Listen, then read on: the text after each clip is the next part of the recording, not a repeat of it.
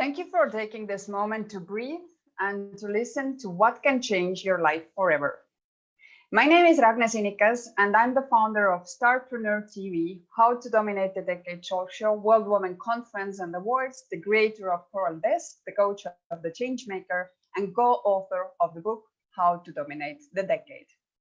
My mission is to empower through education, and thank you very much for joining us today. And today I have the honor to talk with Rita Singh, and she's from India, the only woman to have won a silver medal in Arnold class, the only woman who has silver medal in Amateur Olympia, and winning the gold medal and overall championships at the first Cheru Classic Pro Qualifier, winning the pro card and being the reason for the national anthem being played on the stage. So, ladies and gentlemen, please help me to welcome Rita. Rita, tell us your story, who you are, what are you doing in that field, why fitness? Tell us a little more about you. Okay, so first, hello everybody, and thank you for having me here. And first of all, I would like to tell you a bit about my background, because I came into fitness and bodybuilding in a very different way, different from others. So yeah, that is why it happened to me at an older age. So I was born, in a family when my father was in the Air Force, and my mother, she had a very prolonged sickness. She was a patient of schizophrenia. So it was a challenging childhood for me. So people who have been through challenges would you kind be able to kind of relate. But eventually, I got married and I wanted to pursue my higher education to an extent which I wasn't able to as much as I would have liked to. And then eventually I had my son who had autism. So in the beginning years, like he was almost 15 years old, and until then I hadn't done much with my own self. I was like totally focused on him. And in the process of bringing him up, I had involved myself in a lot of physical activities like swimming and such sports to help him develop, and have an overall all-round development, which would help him and enrich him in as many ways as possible. So once he was about, in middle of his teenage, he wanted to be like a muscular, have that kind of physique as all young boys do as they enter that age. And that was something which he wanted to do on his own. Like till now, I had been telling him what to do, what not to do. But I was very, very encouraged that there's something which now he wants to pursue. And so because he had his own challenges and he couldn't have managed it on his own at a gym, so I took him along and I started weight training. And then I realized that even I'm good at it, I can go about. And at that time, in the beginning, a lot of gym trainers, most of the people, in fact, in our society, we're not kind of, it wouldn't relate to women doing weight training, and especially heavyweight training. Although the perception has changed a lot now, but at the time it was a huge challenge. And so, just to justify myself and authenticate what I'm doing and manage the resistance, which I was getting all the time, and the kind of being ridiculed with my child doing, things which are not conventional. So I had to go on to study a lot and, certify myself so that I can talk about it and justify what I'm doing. And in the process, I met a lot of people who encouraged me to participate in competitions where there were not many women who were participating in the beginning. And so that's how I started competing, and then went on to do bodybuilding actually. So once I started, when I made up my mind to compete, I had to. There were no competitions in India where they were held in the way the bodybuilding competitions for women are held on an international stage. So I actually traveled abroad to train myself with people who kind of know the protocols and, the mandatory poses and what it takes to win an international show. And I trained myself, and then I started competing. And then that's why I'm one of the first women from India who competed and represented India on stage internationally. In spite of the fact that India is a was like, now things have evolved a lot, over 1.5 decades, but at that time we had a very very very orthodox society, especially the family I come from. And so I had to kind of fight it all out. And that really encouraged me. There was a huge section of people who were very supportive of me, that in spite of all the challenges and the resistance that I was facing, I was able to come forward and still do it all by myself. So there was certainly, when there are people opposing you, there will be, if you're doing something productive and positive, there will be sometimes a greater number of people, maybe not necessarily close to you, but they look upon you as somebody who is breaking stereotypes. And so I was very encouraged by the kind of respect and adulation that I was able to get. And so, a lot of women started joining in, and that kind of helped me to grow. And I really wanted to then then on stick to this profession. So after I did a lot of competitions over a decade, over a period of 1 decade, and there were competitions that I won. There were competitions I didn't win anything, but the experience and the process taught me a lot. And then there was the time to kind of monetize it. And so I became a bodybuilding judge. And once you're aging, every sports person has a shelf life, because there is an imminent wear and tear that comes for every sports person, no matter what sports he or she is associated with. And so I started doing consultations. I'm now an international judge, and I judge shows that are held internationally by the IFBB. And so I have a supplement business too. And so I'm moving on in this. And now, since the lockdown has started, I've kind of made up my mind to start online classes and workshops also. So that is who I am. And so in the process of bringing up my son, I kind of lost a lot of years, where I could think about my own self. So there was a few pursuits which I had to, take up. And so all the dreams which, like, I loved classical dance when I was young, South Indian classical dance, that is Bharatnatyam. So I have, started the journey again, and I'm kind of retraining myself. I'm reading a lot. I'm writing articles, in 3 magazines, who encourage me a lot. So all the things which I ever wanted to do and learn, I've begun to pursue that. And so I'm still a student and still a teacher. That's who I am.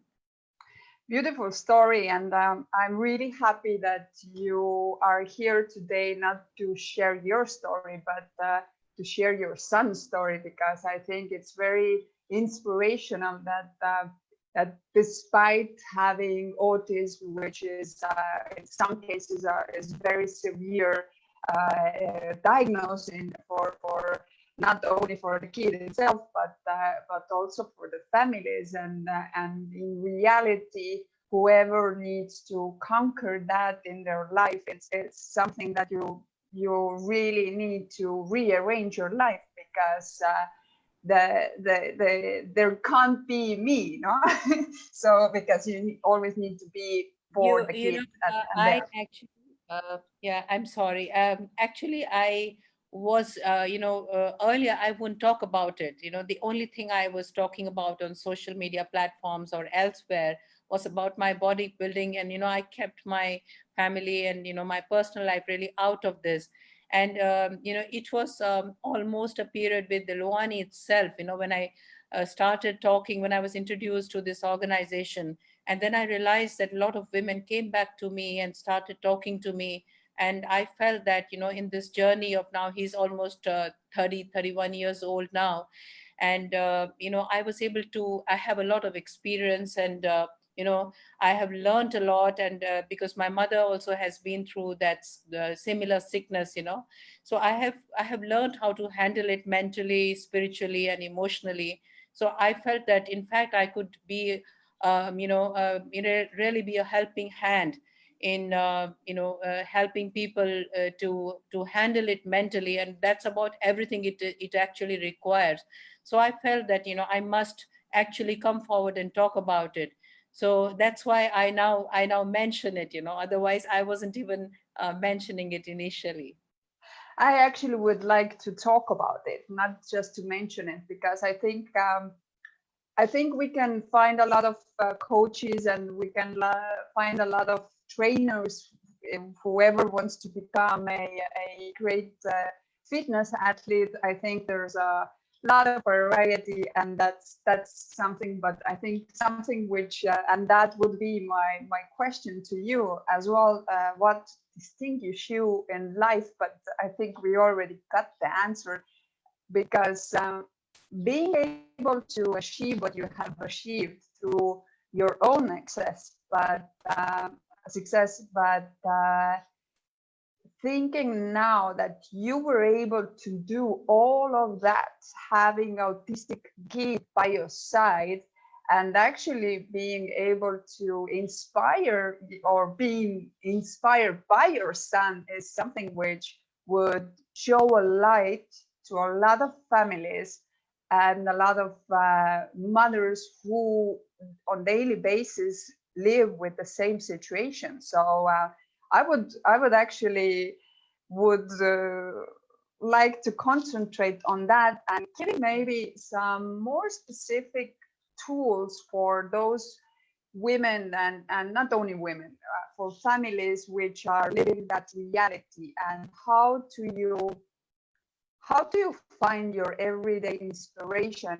How do you find your everyday strength? And how do you really structure your life in a way that it becomes a healthy habit for the family and for the kids? So if you can walk us through, for example, your daily life when you started to train with your son, what were your wins, and where did you see the challenges, for example? Yeah, see, initially, because my mother was sick, and we had obviously a very troubled family in my childhood. I had always looked forward to having, sort of a normal family, if you may call it, with everything fine. And, every family has issues, no doubt. But, if only people who have lived in such families know that there's an unspoken, extraordinary situation. And it's not for one day, 2 day, or just a temporary sickness. It's a lifelong journey, and it's not a physical thing, where because the person who is sick cannot even think and can be, exceptionally unreasonable and weird, and you got to tell yourself to be calm no matter how ridiculous things may sound. So it was my wish to have a normal family, and when this happened, I really had nothing to look forward to, because so this was all I had. So I thought that if I really want to do something extraordinary in life, then I must take this up as the purpose of my life.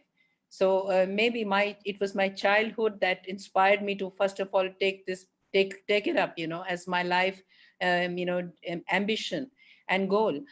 Because a lot of doctors at that time told me that he wouldn't be able to talk, but he would be articulate, but it could be a parrot speech, or he may not be able to assign logic and reasoning and meaning to words. So so he wouldn't be able to maybe speak full sentences and put meaning to objects and words, assign them together. So some children do it, but it may take 10 years, 20 years, 30 years, and some people are able to manage it.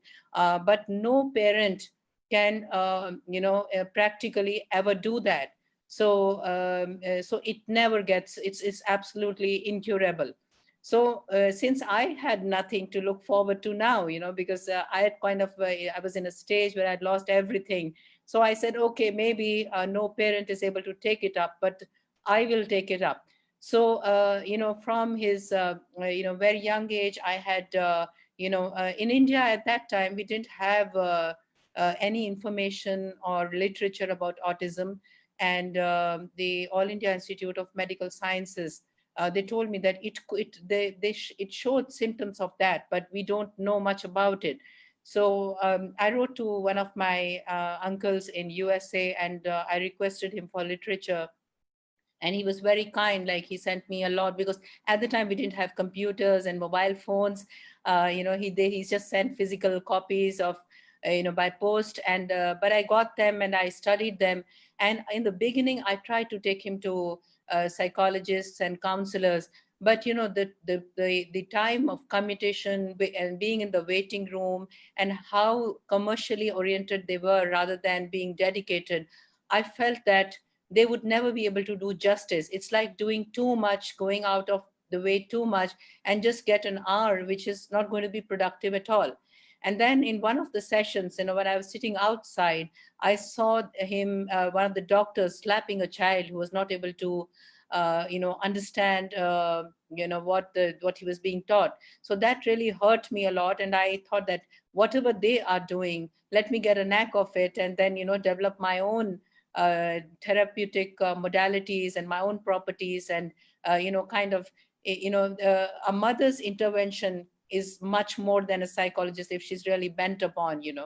So I did it on my own. And then I wanted him to be in a normal school. So I offered voluntary work in the school, so that and I made myself so indispensable, and I was working free, of course, that they allowed him. Otherwise, they wouldn't allow such children in schools.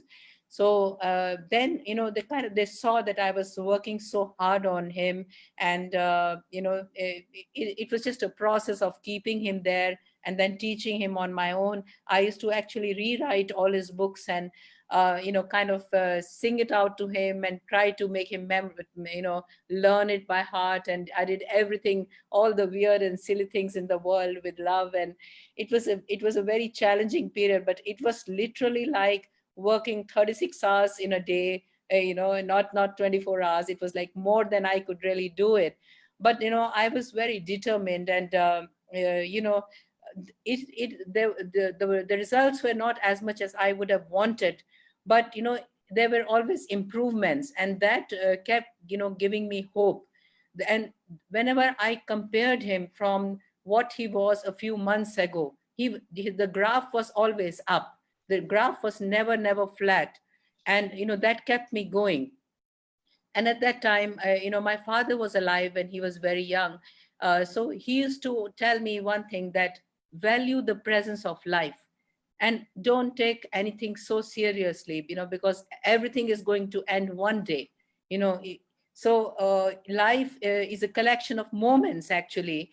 And if your child, the person who has life and who's come on in this world, if his life is a happy one, and he's able to do something as compared to what abilities he has been endowed with, then I think you are very, very victorious, and you should be extremely elated about it. So that kept me going, that okay, I'm still a very happy person, because he's improving. And he eventually did his post graduation in UK, in Leeds Metropolitan University. So it was after he did his schooling, he kind of he was not able to do he wasn't successful for about 3 years here. And it wasn't a very sensitive society in India. In India, there is a lot of prejudice as far as psychiatric ailments are concerned. But in UK, they have a society, and they have autism societies, and they have departments in the universities itself where they help out, and there are counselors who I felt would not be biased or prejudiced.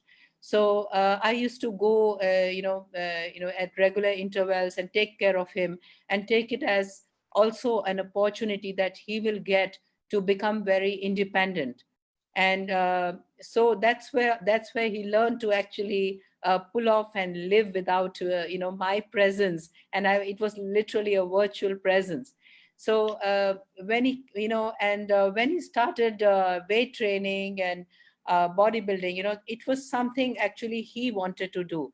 Now, before bodybuilding, I was also teaching him how to swim, how to do skating, because one of the research says that autistic children have cerebral hypoplasia. And so because cerebellum is kind of related to balance, so balancing exercise might help to stimulate that aspect of them. And so I taught him skating and swimming, and I was kind of reliving my life along with him. It was like I did all my schooling all over again. I did my sporting endeavors all over again. I learned to swim. So I thought that I have a friend, I have a best friend. And to this date, when I practice, I practice my classical dance and he's present, I have somebody who is absolutely non-judgmental about me. Because having come to an age and having a certain kind of seniority, when I put practice, there may be people who may judge me or make fun of me, but I do have a friend who is absolutely non-judgmental. So when you surrender completely, the inspiration comes from within when you look at these children. And now I had to rise up to what he thinks about me too. So we're both very proud of each other. So it is for all the parents, as you said, that what I would like to tell our parents is that the first thing you have to do is you have to accept, that no matter what you do, even if you break your head on the wall, you're not going to, change things. So what cannot be cured actually has to be endured. When you have no choice, then you just have to do your best and leave the rest on God, because no matter who you are, no matter how powerful you are, there will be a point in no matter what endeavor you have made, whether it is a scholastic thing or your business, there is a certain point where you cannot control. There is an upper limit to everything. So at that point, you got to do your best and leave it to God. So once you have that sense of surrender and faith in your destiny and your karma, then definitely you get the faith and you're able to make peace with your circumstances. And if you enjoy what you have and you're able to see the positive side of it, there will be so much that it will be enough to inspire you to keep going. And you love the presence of life. That is the most important thing. What do you also see? One part is the physical and the capacity to learn, but what do you also see from nutrition point of view? Like how much did you need to study for different way of eating or nutrition in a way that I've been sort of involved in autistic kids, and I have studied and learned a lot about the topic. So obviously, I'm no expert whatsoever. But how were you able to cope with that side? Like again, we are talking about 30 years ago. Today, you just open Mr. Google, and it will give you a lot of information. But was that something that you paid attention, or what would you say on that, on nutrition side? No, you're talking about me, because there was a disturbance. You as when you started to do the fitness in that high level, and obviously also for your son, because I think even if you want to do whatever type of sports, you need to support that with a correct nutrition, no? Yes, obviously, yes. The nutrition is as actually the key, especially in sports, and it depends on the kind of activity and the target. So, when I began, I obviously didn't know about it. I was, still studying, but to apply it, you in the beginning you do need coaching, very very specific coaching, and whatever was available for bodybuilding, was from the perspective of men. Now, if you consider one very small thing, that women, they have more of the slow twitch muscle fibers, and men, the muscle glycogen that is used during their workout, whether it's strength training or resistance training, is kind of attenuated. It is lesser than the muscle glycogen and the creatine phosphate that is used when it comes to women than in men. And women use more of the intramuscular triglyceride, the IMTG. So the nutrition of men and women varies a lot, so men may need more of muscle glycogen and to replenish that. So whatever information, that's just a small example actually. And since there are so many cyclic changes in women when it comes to menstruation and their mood and emotions, and also the genetic disposition of a women, the nutrition requirements are, they vary quite a lot. Secondly, the targets, even if you compare, bodybuilders, men and women, men need to gain certain size and a kind of hypertrophy in their muscles.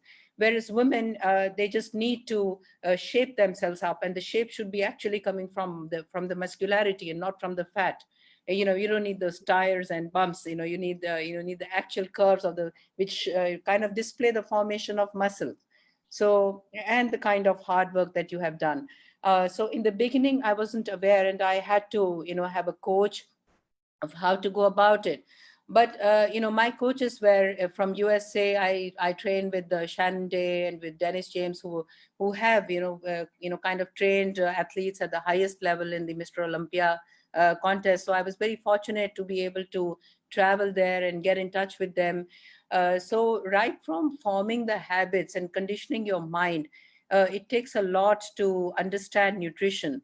Anybody can write a diet and give it to you, but one of the key things I have seen is that uh, people, they learn, like, for example, if I give a diet to somebody, they may not, it may not be practical, in his or her circumstances. And secondly, the person must be able to prioritize that what do they really want. You don't want people to be nibbling in between. So it is the mind that you need to overcome, rather than anything else. So the and the, as far as the activity is concerned, like if you have an athlete who's running a marathon, they need the replacement of electrolytes, and the muscle glycogen is, so they need a high carbohydrate diet. Whereas a woman, who is not training that heavy, may like to go on a low carb diet, depending on the kind of goals she's having actually. So a powerlifting woman would need more of carbohydrate. So it really depends on the targets, and how to condition it is the how to train your mind to stick to a diet. That's the key. So the sports are so varied, and there are so many sports, and there are so many individuals here, and there are body types. You could be ectomorph, you could be a mesomorph or endomorph, depending on the kind of size you have, and and all your genetic disposition. So it is so varied. But in for general fitness, I would just like to say that a clean, balanced diet is something that works. We have a lot of fad diets now, ketogenic diet and intermittent fasting. They see it on Google and YouTube, and they just follow it blindly, and forgetting that they may have certain conditions in which it may not be advisable to do that. And even ketogenic diet is such a huge fad these days. So it can be taken up in certain circumstances, but we don't recommend that. It's not practical at all. So you got to first, if I go to a coach, you got to give your 100% trust, because you may, if you're going to rely on Google and YouTube completely, you cannot, it's not going to last very long. Textbook ideas may sound very boring, but once you train yourself to eat like that and understand and develop your taste like that, your priorities like that, then things fall in place, for the long term.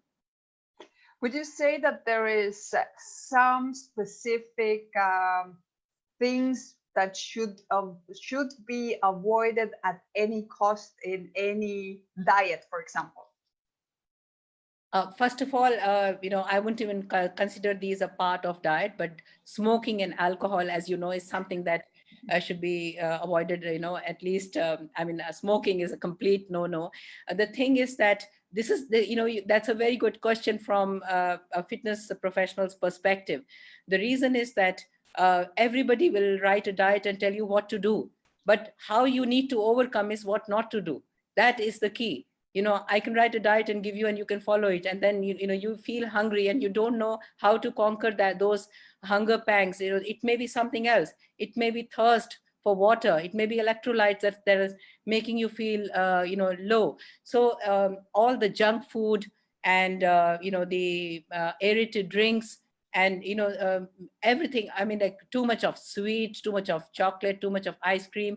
I wouldn't say don't have that. I mean, I don't have that, but if I say that to somebody, they're all going to run away from me. So we try to say that concentrate on portion control. So one key I tell people is that suppose you have something which ideally you shouldn't have if you want a good body. Then say you're having a chocolate, try to have it in silence, and concentrate a lot on the taste. Keep it for a longer time in your mouth, so that your taste buds are satisfied, and you get the maximum enjoyment from it. Relish it to the most, so that you get over that craving. So like, I'll give you an example. Suppose you have peanuts. You love peanuts, and you just take in 4 or 5 peanuts, or say a mouthful of peanuts, and then just swallow them quickly. The calories are still inside you, but you have still not got the enjoyment of it.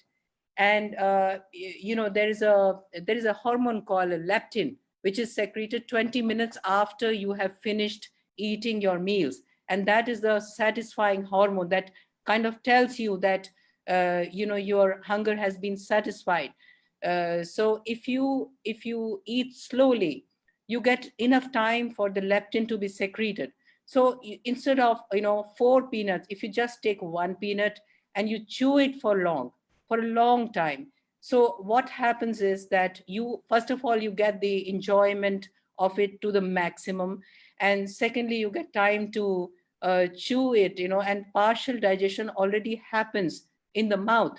And once you have swallowed it, by the time, the passage of time is longer, so the brain gets time to secrete leptin, which is the hunger hormone. So you will have, there's more chances that even if you're eating something which is rather an indulgence, uh, rather than what you really need for a good nutrition, you get time to get the enjoyment of it, and your hunger is satisfied. So eat slow and chew a lot if you really want to eat something, and relish it to the most, so that the hunger is taken, the craving is taken care of. And if we talk about from the autistic point of view, did you notice some ingredients, for example, which you just took out from your son's diet, for example, where you saw that as soon as he has, I don't know, sugar or lactose or gluten or whatever, that didn't really make or it didn't do good for him, for example? Do you have any relations with that?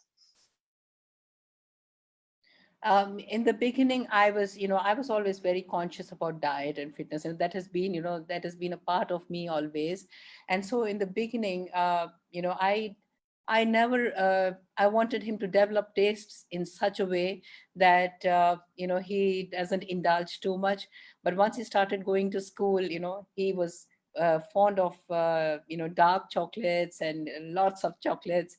So I told him to, control the portion. Otherwise, he would just get fat. And, with autism, the problem is such that they tend to get obsessed with one thing, and then they wouldn't leave it, no matter what. So it's a big challenge. So we don't say that leave it completely, something that you like, but you got to control. So I gave him kind of target, that your weight shouldn't go beyond a certain point, and you should be, going to the gym regularly. You should be, I take him for a walk sometimes. So I take care of everything else around that. But yes, they say that, there are certain diet restrictions that may, some dietary foods that may hurt the children in a certain way. But I was never able to get him to do that. And he had a surgery, a rectal, his rectum had to be removed. And after that, he himself had to leave on gluten food, gluten, because he was sensitive to gluten. That was not because of autism.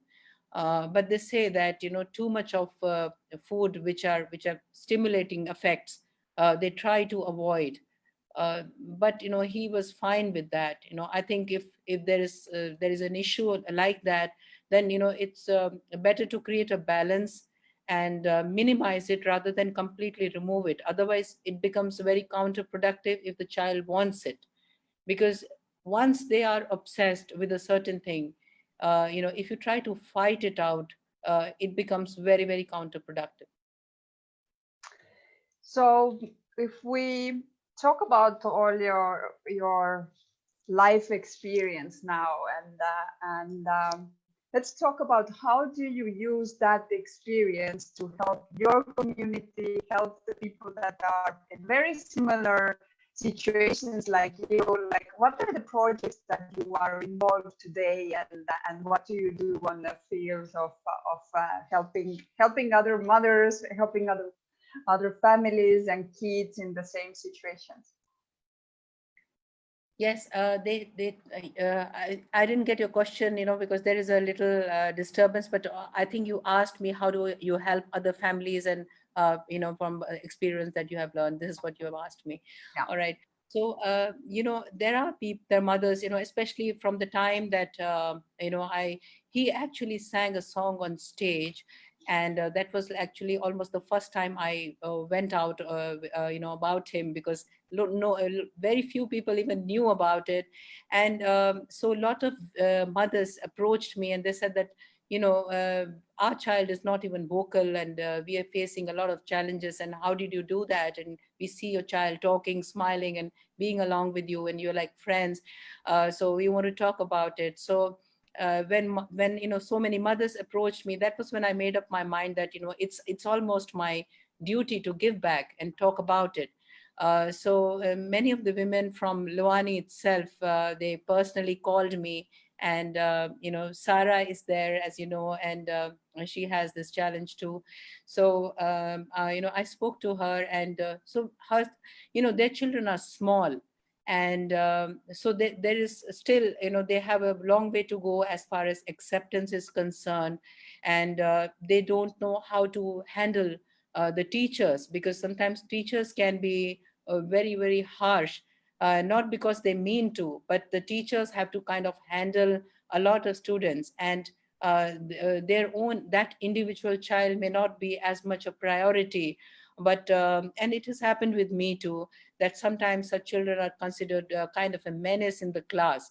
And in India, sometimes people make fun of you. And so you need to balance that. And so, how I did it was, maybe a couple of things I can say about it. Like, that autistic children, they always stay in a world of their own. And so, but I wanted him to socialize and try to get as much a normal environment, as much as possible. That was the one of the main reasons why I wanted him to go to school, because I didn't have relatives or people with whom he could mingle. He didn't have many cousins who would accept him graciously, and respect him. And there would be too much of pointing out upon me as a mother, because parents of autistic children are always judged too much. The reason is that these children are physically normal, sometimes extremely good looking. Many of them, over a period of time, they become articulate, and they have no obvious handicap, which you can see. It's only when you deal with them on a daily basis and you go through the trauma and the insecurity of their about their future, and you get ridiculed by how people make fun of you, on a daily basis, that it's only then you realize that how challenging it is to actually you cannot explain and justify to everybody.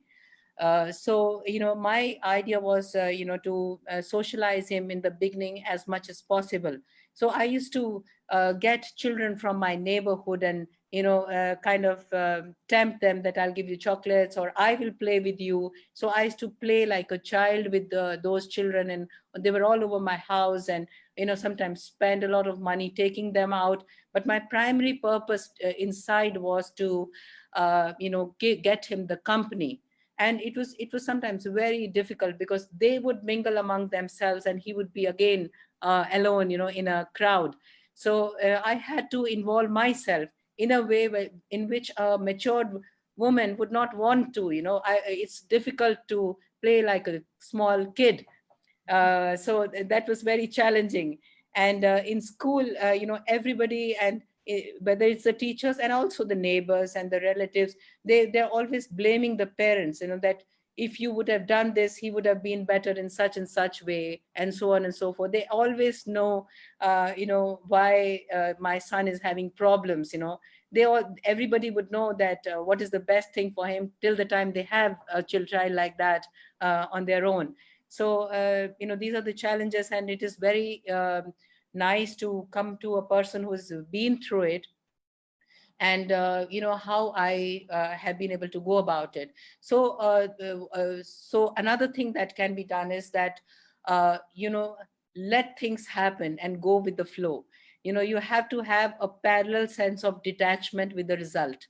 So in India we have the Bhagavad Gita, which says that do your work and don't bother about the result. So if you keep going and have consistency in whatever you're doing, then you will reach somewhere. You will improvise every day. And now, after a period of say 2 decades and 3 decades, what happens is that there will be a point of time when these children will be on their own. So now my son, like, he helps me in business, he helps me in my work, he helps me in typing articles, or in little things around the house, so that I can be more efficient. And so he is the key to my success, actually. So that brings me a lot of peace, that he may be whatever and whosoever, but I have come somehow got him into the habit of working hard. So hard work is one of the values that I have given him by example, and by pushing him all the time, that you got to do this. And I always, I never gave him the stick. I just, like people do the carrot and stick way, but and just the carrots were there, and the stick I left out, that okay, just let it be, and you don't need to do it. And the third thing I like to tell all mothers who have children with any challenges is that these children may be condemned by the entire world. Every single person may make fun of them, ridicule them, look upon them. But if they have this one thing, that they have a mother to come back to, they should have a feeling that no matter who says what to me, no matter what wrong I do or what right I do, I have this one mother to come back to me. These children will be emotionally very strong, and they may not be capable, but they will not go grossly wrong. They no matter what wrong they do, they will be able to come and have faith in the mother, that I did this thing which is wrong, and no matter whether it is socially acceptable or not. So they have a friend and a soulmate at home. So if you are able to give that kind of strength to these children, you actually get back much more strength than you're giving. So I think these are the keys that you have to, because you cannot cure the child completely, but you can make arrangements around the child, when you're alive and after you are gone, so that the child is able to live in dignity. Now that is one of the purposes of my life, I look for all the possibilities and options that while I'm alive now, maybe my next decade, in whatever I'm doing, even for myself, I would try to create a legacy and a financial backing and a kind of a legal setup, and arrange things around him in such a way that he is able to live his life in dignity even after I'm gone. So that cannot be done in one day. It has to be planned and it has to be thought of, because in today's world, it's not just leaving a child with a lot of money and he'll spend and he'll go. It's not like that. It just doesn't work. When a child has challenges and he's not able to associate logic and understand dangers, real dangers, and imaginary fears, he's not able to distinguish between them. Anybody can take undue advantage around him. So we got to take care of his safety. And in fact, I had been in touch with I had mentioned this to Caroline long back. I'm sure she's around, where that I actually really I'm working on this. And we need to kind of in all the countries that Loani is present, and especially in India, we would like to work upon laws and regulations along with the government. In India we have the Niti Aayog, so that this kind of setups can be done, and welfare, because we have a lot of provisions and privileges for children who are physically handicapped. So while we are alive, we can take care of everything and life just goes on. But the kind of because physically handicapped people can still think. They will know when somebody is doing wrong, they can ask for help. But people who have challenges mentally, they are not able to think for themselves. They're not able to perceive whether they're safe or not, and they can be so naive and innocent that it's so scary. So their innocence is almost dangerous for their own selves.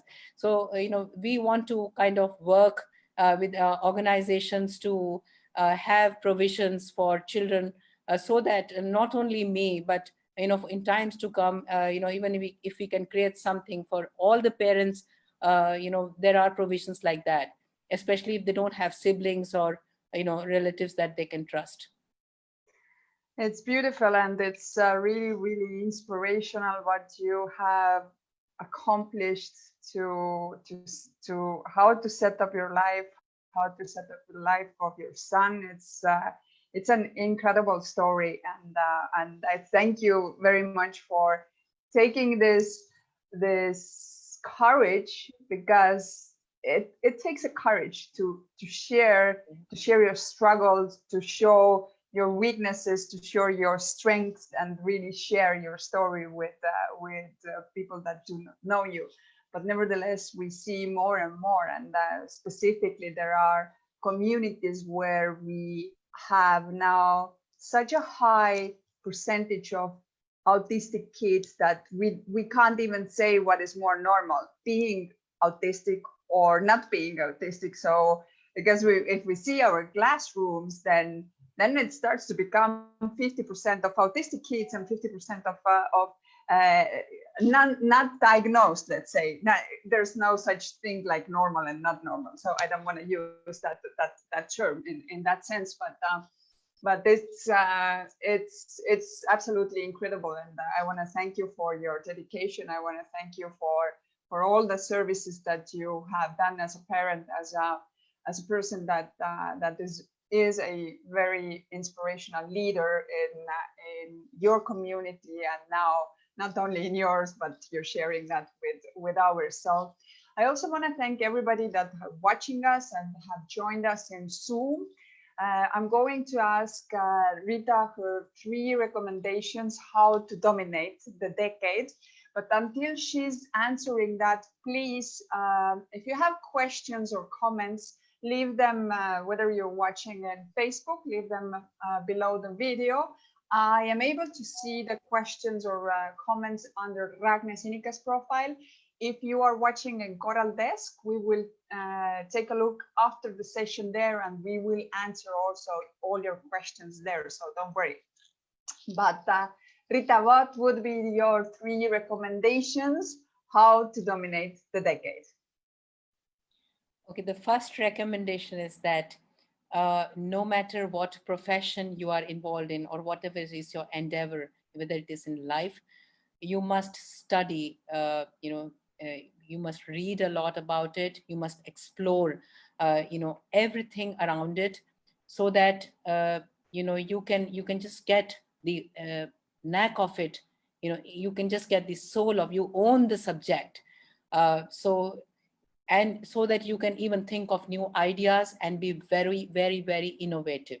So that is my first recommendation, that you must study and explore as much as possible. The second is that enjoy the process. When you are working on something, you just don't get the result. It's always a process, and it is always a journey. You don't come to an end and, okay, lo and behold, I'm here. That's about it. You have to always be evolving and enjoy the process. So the moment is everything. And the third is to delegate, delegate, and delegate. You have to delegate as much as possible, so that you are building a community around you, and you're growing, and you're giving, you're inspiring, and kind of giving livelihood and nourishing a society. If you try to do everything on your own, then there will be you will be greatly limited to your human abilities and limitations. But if you delegate, then you can work at a very strategic level, and explore more horizons, and help more people, and form a community, and grow together. So you become extremely strong if you delegate. Those And are I very, think that you must, also work a lot on your relationships in your fraternity. If you have a very high credibility, it helps a lot to, go further and, grow in the long run.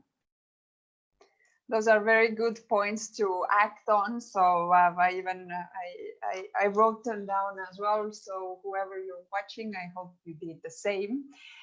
We have questions. So who is the person you admire the most? I admire my father. He's not anymore, but I am kind of made of him. And one of the things, he was a very rare father that I could always go back to, no matter what time or at the night it was. But one thing which, lives with me forever, why he stands out as a father. All parents are there for their children, always. I'm there for my son too. But in India, we have a culture that, the parents are always telling their children, we brought you up, you got to look after us. That's a beautiful thing, and that's the duty of the children. But my father, he used to say that, you don't need to look after me.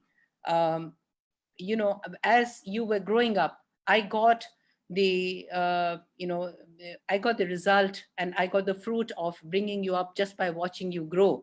You gave me the happiness of becoming a father, and my satisfied my parental instincts. So I will continue to live through you, and so I will look after you. I'm thankful to you for being there, for being my child, and to see you grow is to see my future. So this is something which I have never heard, any parent saying. So it was with that spirit that he looked after me till the end of his life. And not only looked after me, he was there, for me, not only in my childhood, but as I grew up. And when I was looking after my son, and I was going through all the emotional turmoils, and I wasn't able to accept what has happened, it was he who gave me the strength and ability to accept with gracefully, and not just accept, but be elated about having a life in my life, and so that, and make, because he made my life very special. My child, he's made my life very special. He's taught me to evolve, and that enlightenment was brought in me by my father. So I am made of him. I'm made of his flesh and blood, so I obviously admire him the most. How do you handle stress? I distract myself when there's something that I am involved in many activities. I'm involved in classical dance, in exercise, in writing articles, looking after my son. There is so much to do. There's a lot. And also I'm a World Peace Ambassador, so there is a lot to do. So, and a lot of subjects that I study. So the very people ask me, how do you manage so many things? I say that the very diversity actually keeps me going. I'm never bored. So when I'm bored of one thing, I have something else to look after, look forward to. So, that is the greatest, and it's very beneficial. So I look like I'm multitasking and I'm doing a lot, but actually I'm enjoying a little bit of everything, and I don't stress myself about it. So that works for me. Do you believe in karma? Yes, I do, but not in a way that you do something good and then God will give you a fruit, and something will fall from heaven, and if you do something bad, then God is going to catch hold of you and do something bad to you. Not like that. But if suppose in your fraternity you've been a good person and somebody does something bad to you, then what happens is that that person, anybody who does something bad, it's because of his disposition. That is his problem. So he will eventually get isolated on his own. You just need to be quiet. Just need to be resilient at that time and continue with a smile.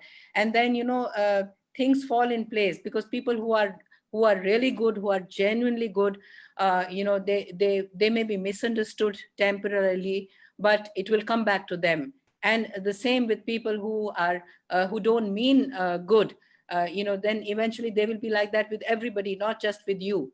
So it will come back to them. So you build your own credibility, you build your own aura. So just by the practicalities of the world, the karma comes back to you. But I don't believe it. And you do something and suddenly God is going to do magic. People like to believe in magic, but I don't do that. And the last question is, what is your passion? What is my passion? Yes. Well, I think it goes without saying that, to really, I want to be fit, as fit as, humanly possible. So I work upon my fitness. And one of the reasons I want to be fit is to be able to live my life to the fullest and explore my potentials, and to be able to serve my son and my family until the end of my life. If I can be strong, because I have lost 2 decades of being my own individual self. And I know what it is to explore your potential. Life God has given you a lot of talents and hidden things. I like to explore myself. So you can do that. Like, I'm doing classical dance now only because I'm fit. So to be able to explore my potential, and for that to be very, very fit mentally and physically, that is what I strive for. And that really makes me feel very elated. So that's what I'm passionate about. There's a beautiful comment in Facebook I will read. It's a great example of self-sacrifice for others. It makes a great difference. There are different ways to guide a gate. Every person have a different way to learn and to feel. And the best way is to identify what is their feeling and personality and understand, because when they feel supported, no matter what kind of person and intelligence they have, artistic, mathematical, emotional, they will feel safe to be their self, and success is what they want. I just can imagine how challenging it is to work with such special kids. Thank you for such good examples. So thank you, Mo, for your great comments. And the other one, sometimes one life is not enough to do all we want. I could not agree more. I could agree more.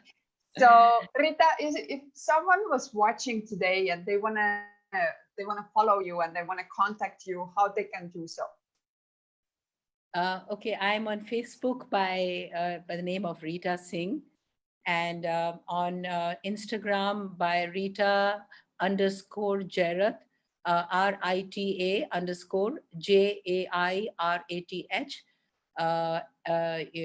Rita Jarath, sorry, I'm RITA_JAIRATH _IFBB and I'm on Twitter by @Rita Singh 76. So these are the three handles, and I hope that I will see a lot of you, all of you. So what would you say as a final message to sort of close our session? What message do you want people to take from our interview? I would say that no matter what you're doing, just do your very best, be honest and genuine in your pursuits, but always have a parallel sense of detachment, because man proposes and God disposes. So if you do your best and still you don't get the result, believe me, I have seen it, that it is for your betterment, because when something happens, when something you want happens, it's really good. But when something happens which you do not want, and your desire is not fulfilled, then remember that that is the will of God. So that is maybe even better. So if you have faith and still remain positive, definitely you will see more and more and more opportunities in the future, and life will be very peaceful and beautiful. And life is a collection of moments. So if your happiness depends on your disposition and not on your circumstances. So if you choose to be happy and say that I'm going to be happy, let all the bad things happen around me, I don't care, I'm still going to be happy, then you are really a winner in life. Beautiful message, beautiful story. I'm very humbled and grateful that you shared your story with us.